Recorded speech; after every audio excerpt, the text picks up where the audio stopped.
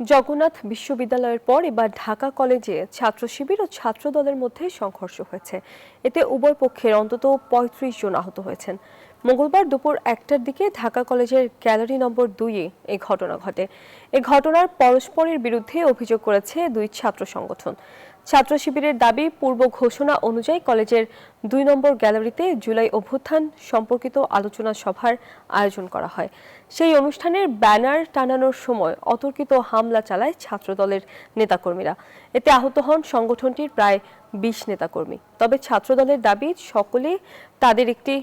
সকালে তাদের একটি কর্মী সভায় সুপরিকল্পিতভাবে হামলা চালিয়েছে ছাত্র শিবির। শিক্ষার্থীদের নিরাপত্তা দিতে ক্যাম্পাসে অবস্থান করছে তারা।